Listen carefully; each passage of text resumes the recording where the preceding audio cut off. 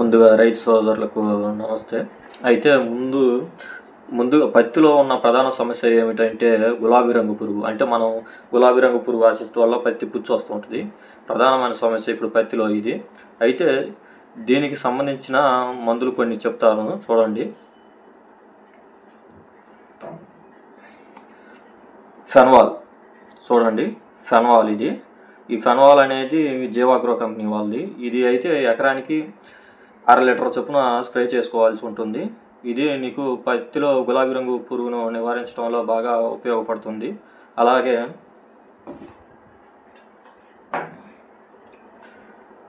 చూడండి, petition, Mac company వారి petition. ఇది కూడా నీకు పత్తిని చాలా నాణ్యంగా అయితే ఉంచుతుంది. అలాగే నీకు గులాబీ రంగు పురుగును బాగా నివారిస్తుంది.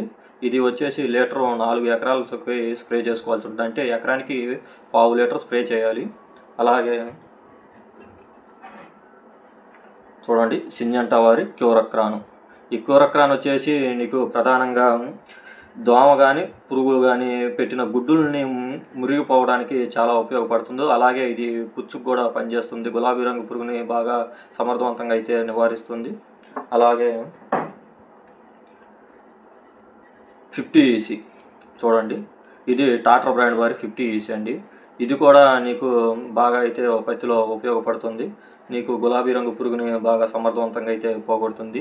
ఇది వచ్చేసి లీటర్ నీకు 2 ఎకరాలకి అయితే స్ప్రే చేయండి. దీనివల్ల చాలా బాగా ఉపయోగం అయితే ఉంటుంది. అలాగే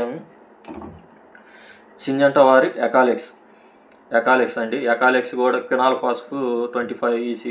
ఇది కూడా నీకు పత్తిలో బాగా అయితే ఉపయోగం అండి. దీనివల్ల మీరు పత్తి నాణ్యతను అనేది బాగా కాపాడుకోవచ్చు. అలాగే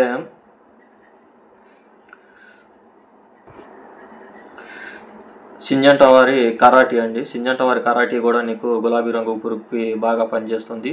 ఇది వచ్చేసి లీటర్ 2 ఎకరాలకి స్ప్రే చేసుకోవాల్సి ఉంటుంది. అలాగే చూడండి, పెండాల్.